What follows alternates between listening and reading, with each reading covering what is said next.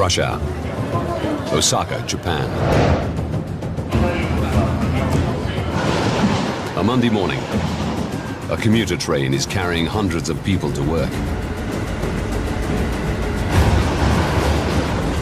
Anxious over connections, many of the passengers are unaware this will be their last journey, until it's too late.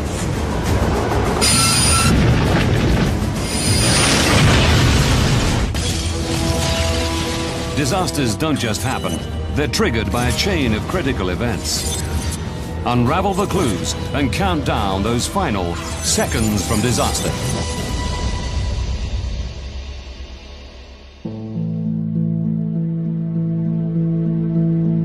Japan. The Fukuchiyama railway line, Hyogo Prefecture.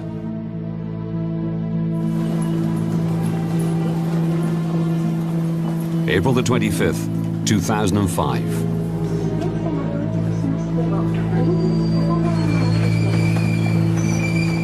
It's rush hour.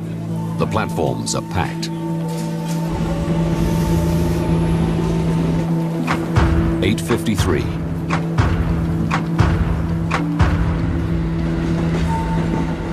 Ryujiro Takami is 23 and has been a driver for 11 months.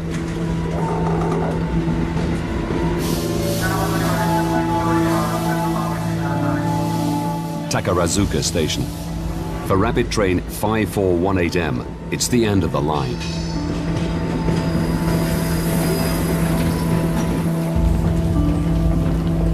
The train has a driver's cab at either end.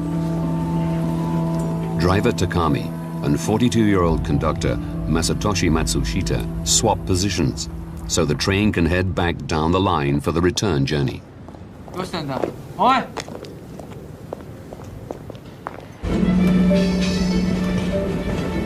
9:03. Rapid train 5418M's final destination is Amagasaki, 7 stops down the track, where many commuters will take connections into the city of Osaka. Boarding carriage 2 at Takarazuka is 35-year-old editor Satoshi Ugura.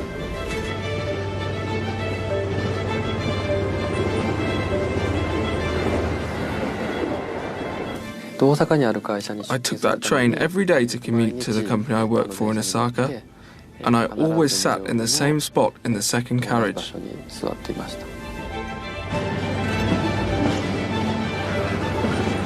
Every day, the city of Osaka swells by 1.1 million people. Most of them are traveling from towns and suburbs via a network of railway lines. This is one of the largest metropolitan areas in the world.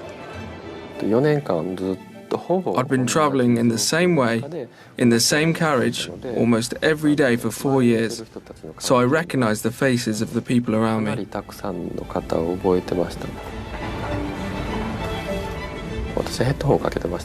I had headphones on and I was listening to music.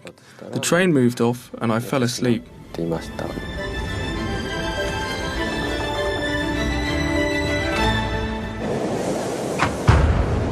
9/11. Kawanishi Ikeda Station. The platform is busy. A few extra passengers squeeze on. The intricate Japanese timetables mean the train has to arrive at its next destination to the second.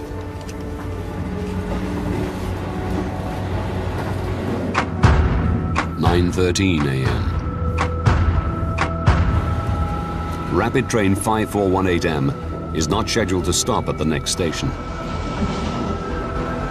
It hurtles past the platform at 120 kilometers per hour.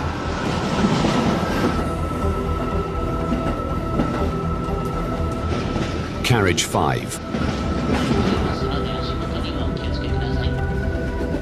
19-year-old student Tomokazu Chatani is on his way to university in Kyoto Prefecture. So, it was a perfectly normal day. It just felt like the start of another week.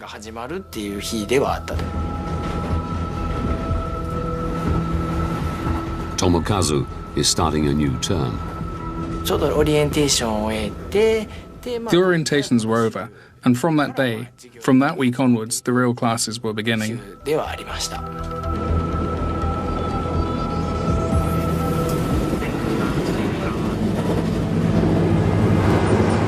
As the train approaches the next station, Itami, an alarm activates inside the driver's cab. Rapid train 5418M is over the speed limit.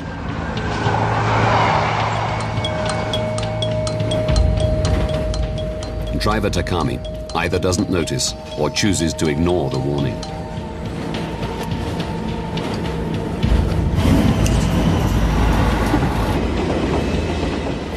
At the back of the train, the conductor realizes they're approaching Itami station too fast. He reaches for the emergency brake. But driver Takami beats him to it, activating his brake lever just in time.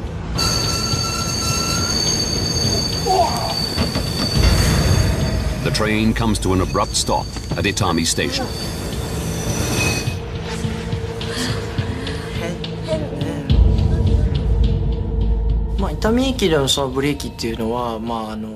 I'd never felt a train brake as hard as that one did at Itami station, ever. I was really surprised. Even though I was reading, I was surprised enough that I really noticed it.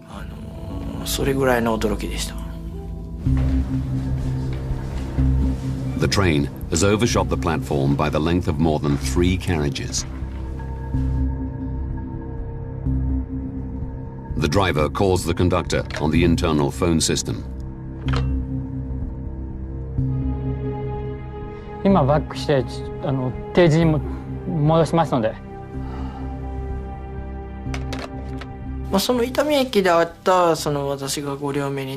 the fifth carriage stopping in the position of the first carriage is something that would normally never happen.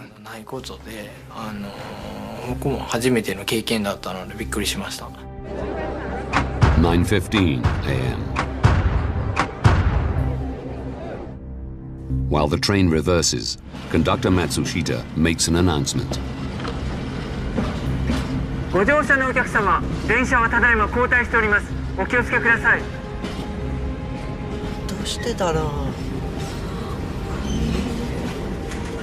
う。電車がバックするっていうこと自体は。I'd never been on a reversing train before, so that in itself was surprising for me. But it was a shock to think that the train had overshot so far that it had to reverse.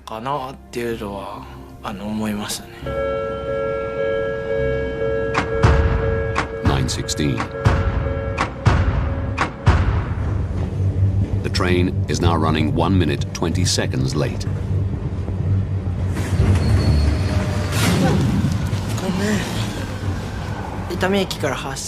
After we left Itami, I was jolted as the train left the station. I felt that the driver was in a hurry.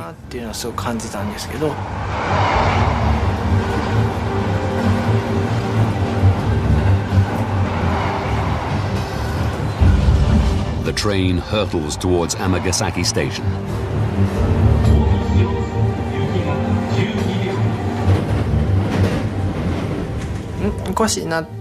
I thought that something was strange, that the train was going a bit fast.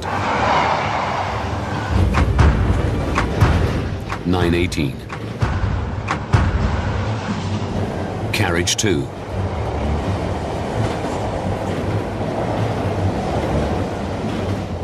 The rattling and vibration on the train became very violent. That's mainly what woke me up. There was a faraway, rumbling noise.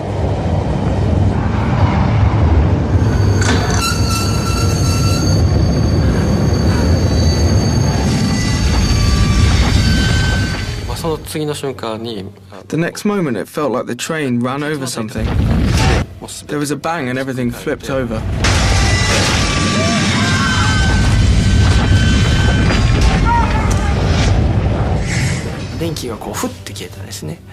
The lights suddenly went out, and it was really dark.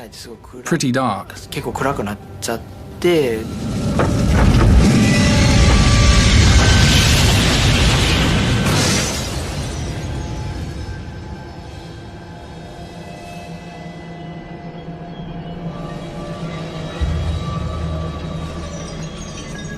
From where I was sitting, I was thrown straight ahead in a straight line.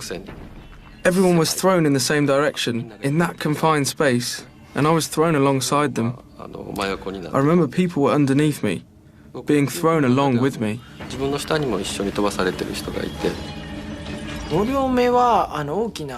The carriage rocked violently. If I hadn't been holding on to something, I wouldn't have been able to withstand it. I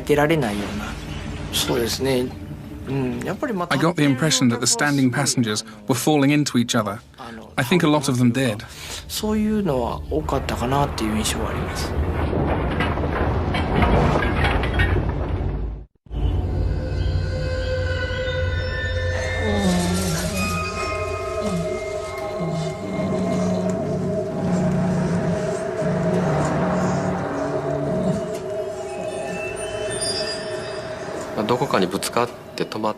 I must have hit something and stopped, but I have no memory of it. No memory of hitting anything.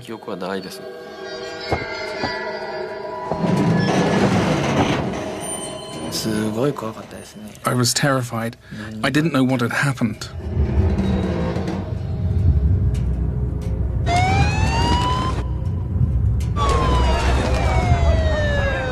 The train has crashed into an apartment block just outside Amagasaki Station.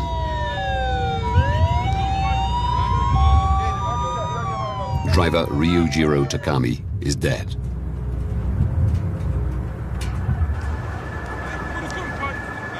Satoshi Ogura is trapped inside badly damaged carriage 2. His right leg is caught.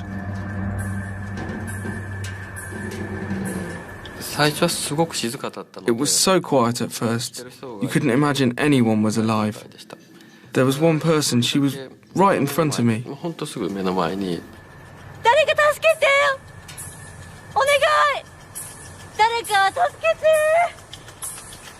And she said, "My child is here. Please find my child."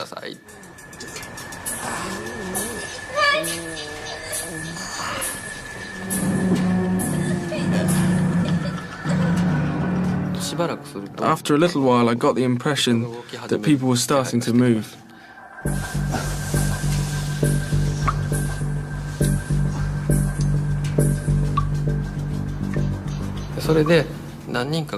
After enough of them had moved, I was able to free my leg.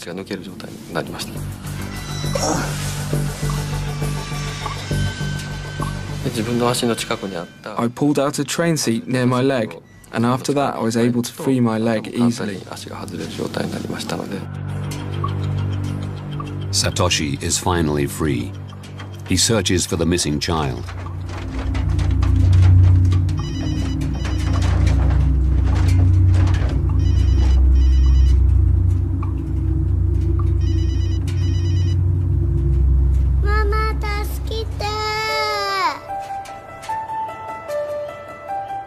Despite having a broken ankle, Satoshi lifts her out of the wrecked carriage.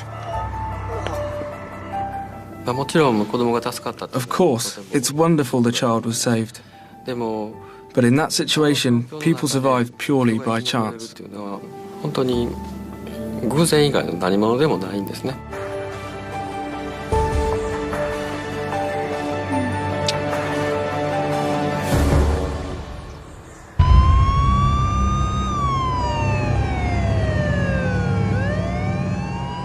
Satoshi is hospitalized. His ankle is broken and he suffered a serious neck injury. 4 carriages of rapid train 5418M have come off the tracks outside Amagasaki Station.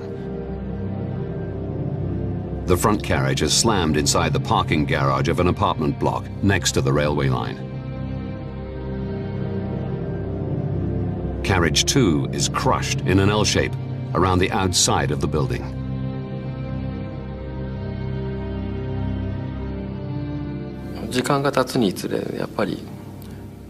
As time went on, the faces of those I knew from the second carriage appeared among those of the dead. That was a huge shock.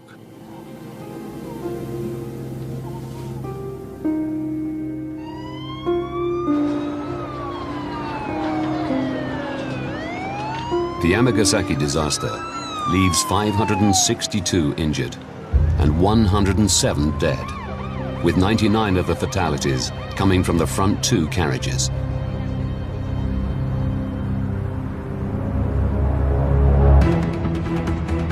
Now, by rewinding the events of that day and going deep into the investigation, we can reveal what led to Japan's worst rail disaster in more than 40 years.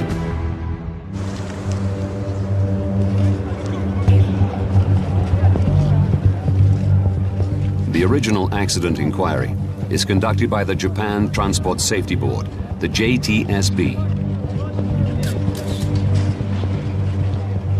With 8.3 million commuters using this rail network every day, they need to find out why the train crashed before tragedy strikes again. They start scouring the site for clues.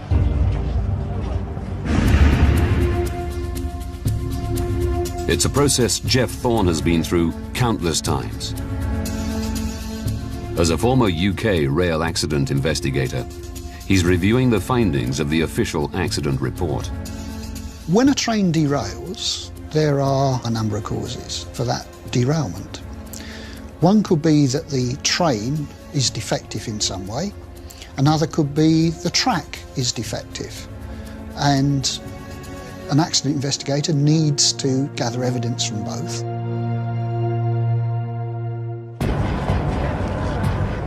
The first thing investigators do at the Amagasaki site is to take a look at the track. They discover a key piece of evidence. Pulverized rock across parts of the rail suggests an unnerving possibility: deliberate sabotage.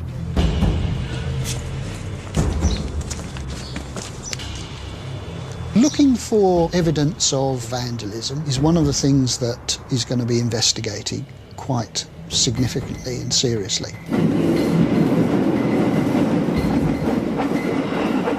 Putting stones on a railway track is one of the things that the investigators are going to look at.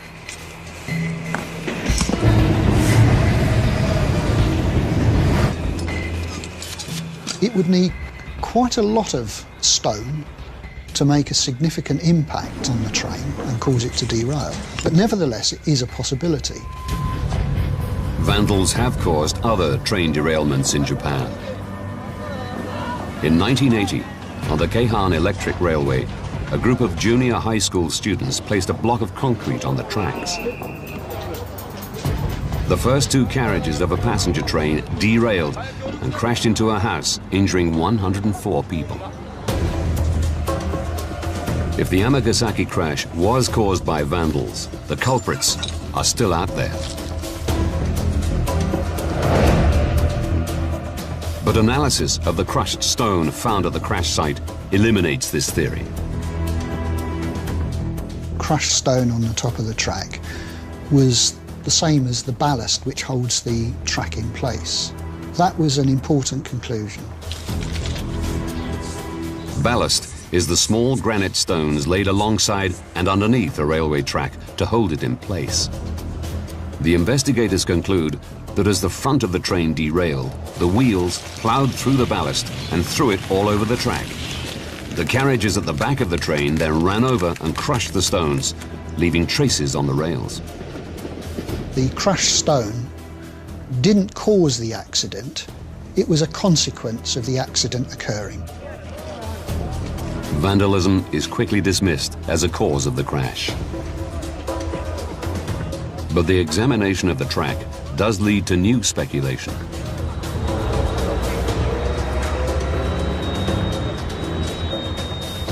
Rapid train 5418M derailed at the beginning of a sharp bend in the railway line, a curve which delivers trains straight into Amagasaki station.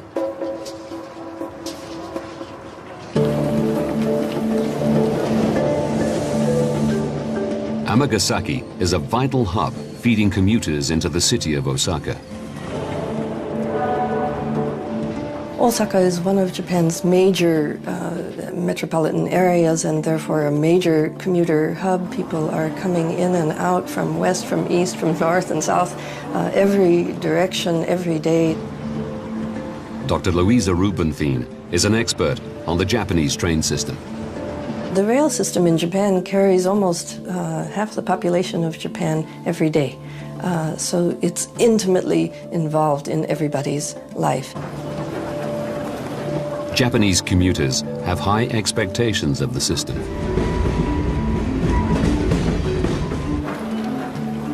So the timetables are very, very intricate. One train meets another, and that next train will leave within a matter of seconds or minutes, and people count on being able to make their connections.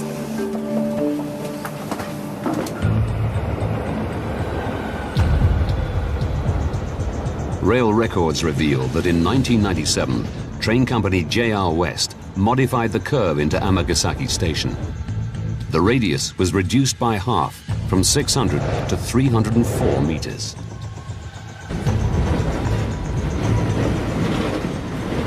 So the reason that they sharpened the curve in 1997 and sharpened it so dramatically was because they were trying to accommodate a new line that would take people more efficiently, more rapidly, more directly into Osaka.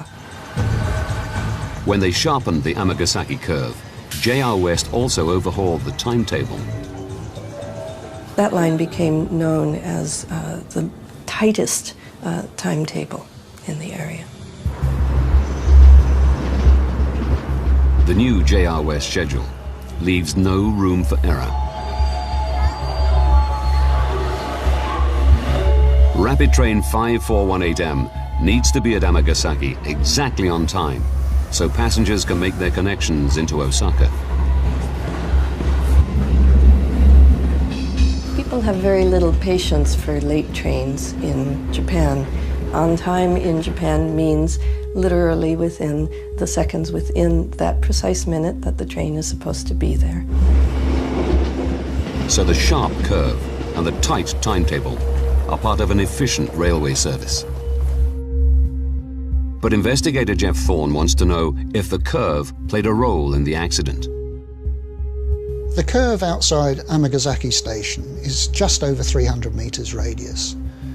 That's a fairly tight curve, but it can be negotiated quite safely, providing the speed limit is adhered to. The speed a train takes on the curve is critical. If a train is travelling round a curve much too fast, basic physics will just cause the train to topple over.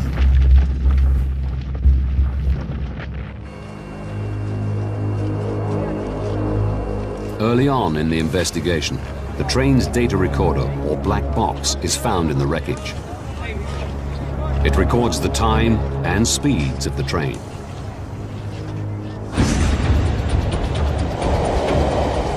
The data recorder of Rapid Train 5418M reveals it was traveling at 116 kilometers per hour as it entered the curve.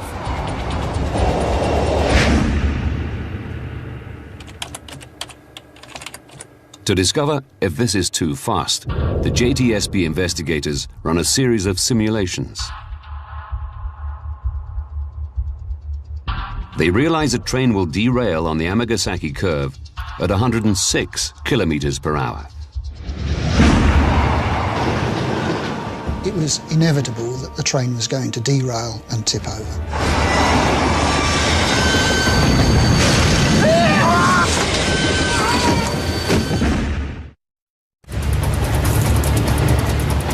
So speed, combined with a sharp curve, is the key factor in this deadly accident. The speed limit on the curve outside Amagasaki Station is 70 kilometers per hour. Jeff Thorne wants to know why Rapid Train 5418M was traveling at over 40 kilometers per hour, faster than the speed limit. Accident investigators are always very aware that system faults can occur, equipment can fail, but they're equally aware that humans enter into the equation.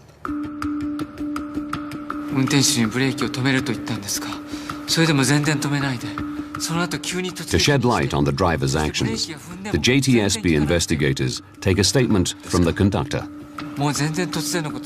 It reveals an unusual incident at the beginning of the journey. This is his testimony.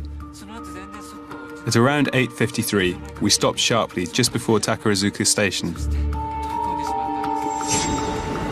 The driver has run a red light, and the train is brought to a halt by a safety system, ATS, or Automatic Train Stop. As a result, it departs Takarazuka station 15 seconds late.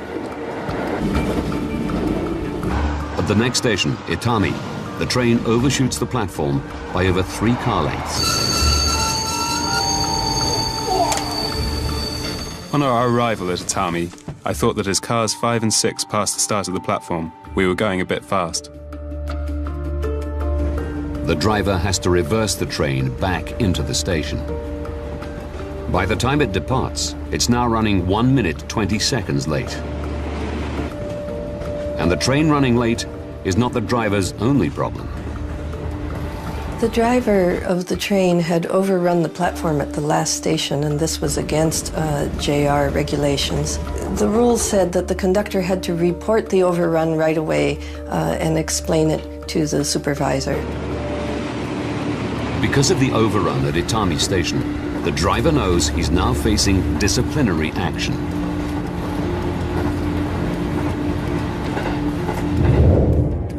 The conductor's statement also reveals that shortly after leaving Itami, the driver calls him on the train's internal phone system.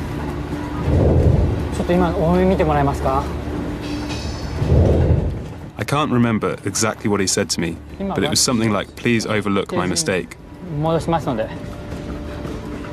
I thought to myself, he wants me to report the distance that we overshot as being less than it really was. The driver was extremely concerned about the overrun and was trying to convince the conductor to underplay it. As they're talking, a passenger interrupts to complain about the delay in the schedule. So I just said to the driver, "You're going too fast." Put down the receiver and opened the door to the passenger. The driver probably thought the conductor hung up on me. He's angry with me. The conductor has no choice but to report the overrun to the main control room. And JR West regulations stipulate he has to do it immediately. At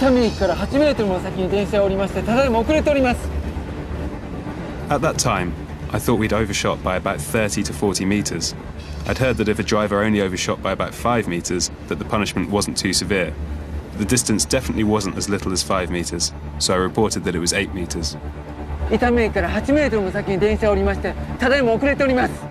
As the conductor makes his report, the driver can hear it over the radio in his cab.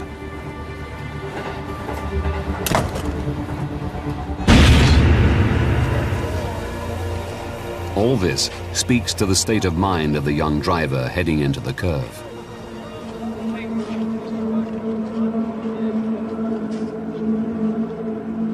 But when JTSB investigators analyze the black box data, it reveals that 4 seconds before derailment, the driver does hit the brake.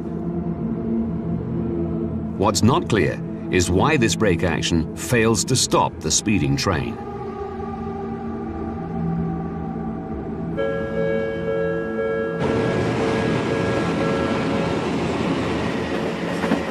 Dr. Ryo Tagaki is a transport engineer in Tokyo. He studied the JTSB accident investigation report. There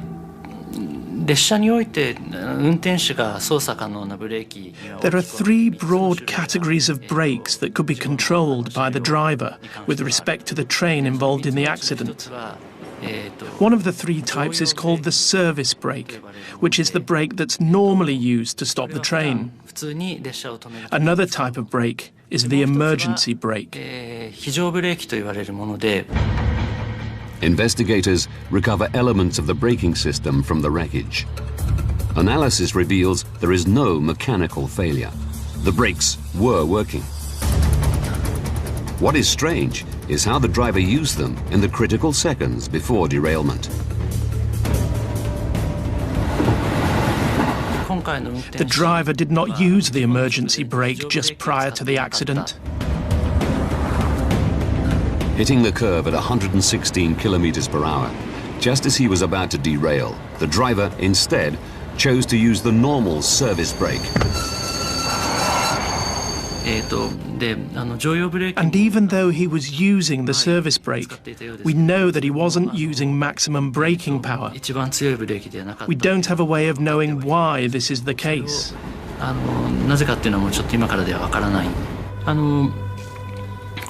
Among the reasons considered as to why the emergency brake was not used in this accident, one is that the driver has a duty to report the use of the emergency brake to the company. The strict company rules may have influenced the driver's actions.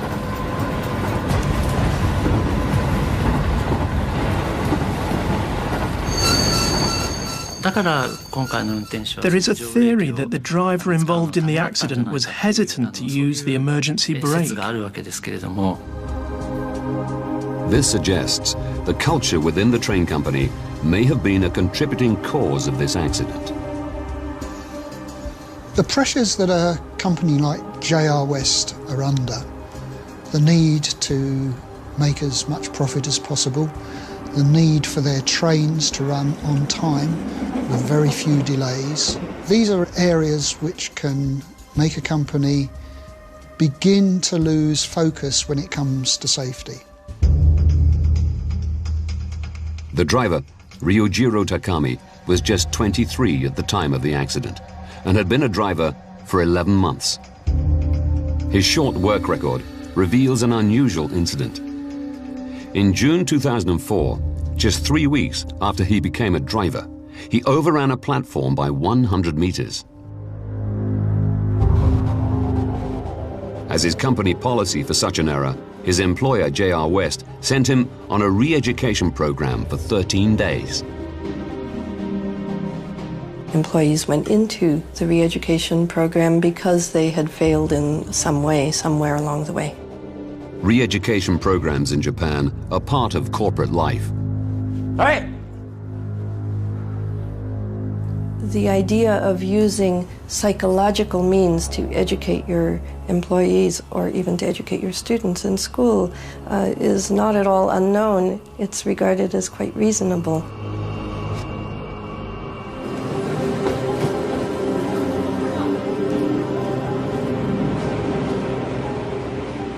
Masashi Yasuda is chief secretary of the West Japan Railway Workers Union. Many of his members at JR West have undergone re-education, or Nikkin Kyoiku. First of all, Nikkin Kyoiku is often handed out to or given to drivers.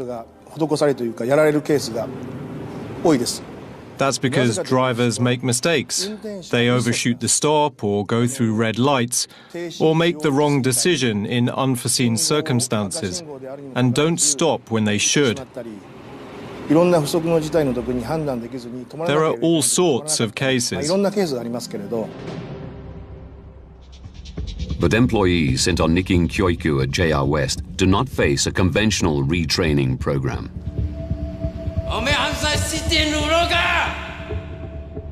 The program was designed to make them aware of the weight of responsibility upon them and of the implications of their failure. But the way that it went about doing this was to berate them, harass them, demean them. It was a very punitive approach. For the duration of their re-education, employees are forbidden from carrying out their normal jobs. They're not told how long their re-education will last and face financial penalties the longer it goes on.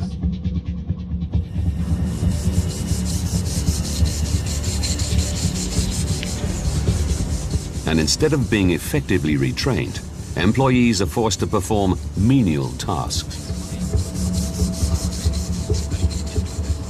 To be specific, they make you clean up pigeon droppings, make you write endless reports, a page an hour. The unions believe Nikin Kyoiku is about punishment, not retraining. I think it can be said that it really violates the human rights of the driver who caused the accident, and that it's bullying.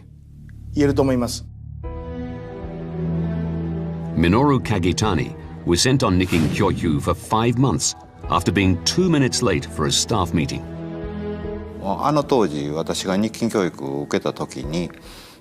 When I underwent retraining, it was so terrible that I felt, if they continue to attack me in this way, I probably won't last. I'll have to quit and retire from the company. Kagitani claims he suffered severe mental abuse during his 5 months of Nikin Kyoiku. During the retraining, I was verbally abused by the managers and even told to quit. I couldn't sense any training aspect when training was performed that way.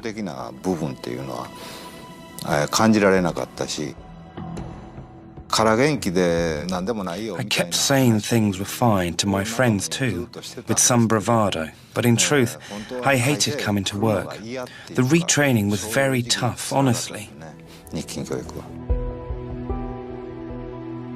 Ryujiro Takami had been a driver for just 3 weeks when he overran a platform and was sent on Nikin Kyoiku.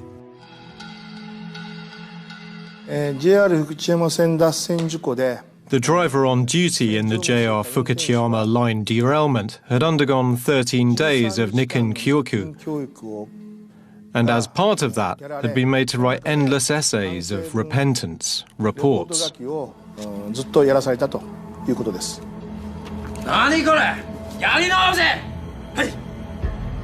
Yasuda believes the driver's experience of Nikin Kyoiku had a profound impact on him.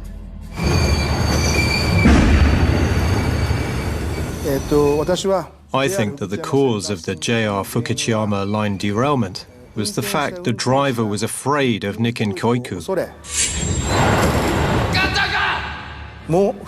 And because he never wanted to undergo Nikin Kyoiku again, the driver was speeding, which led to the derailment.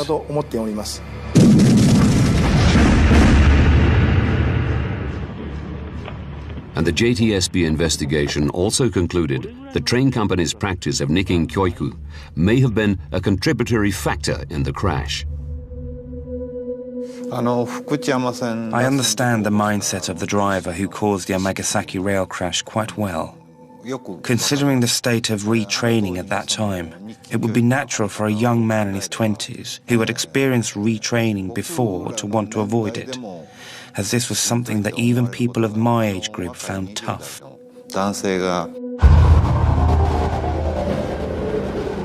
So the young driver of Rapid Train 5418M may have been under extreme psychological pressure at the time of the accident.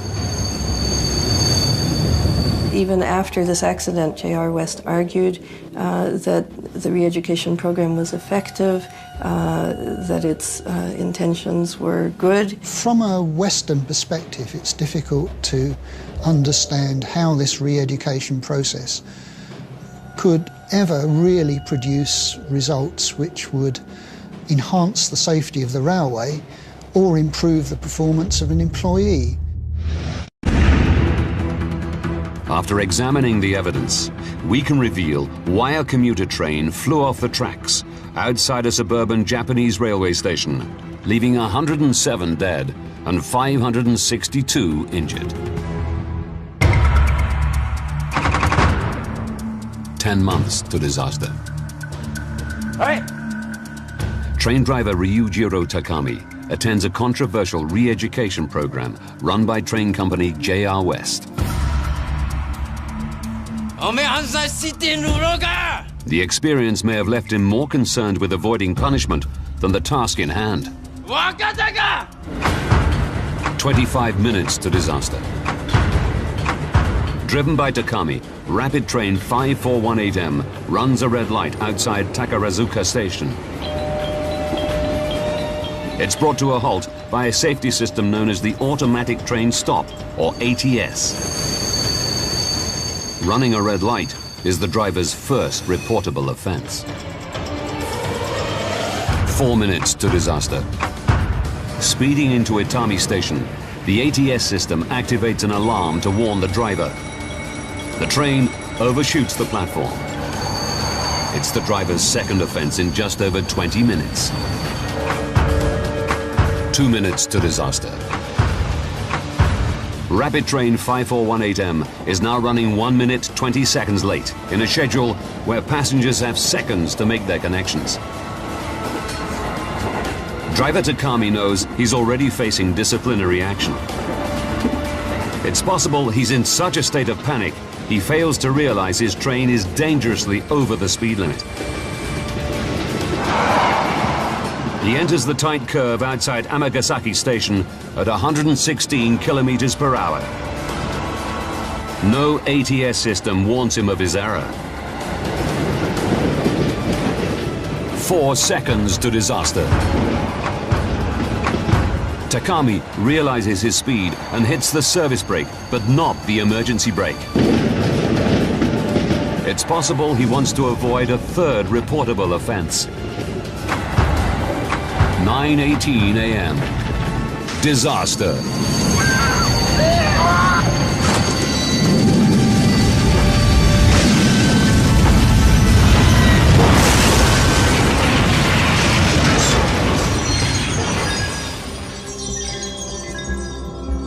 "107 passengers lose their lives.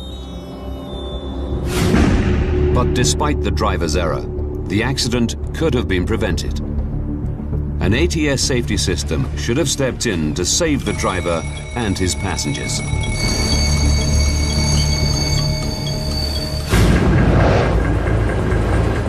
ATS did come to the driver's aid earlier on the day of this disaster.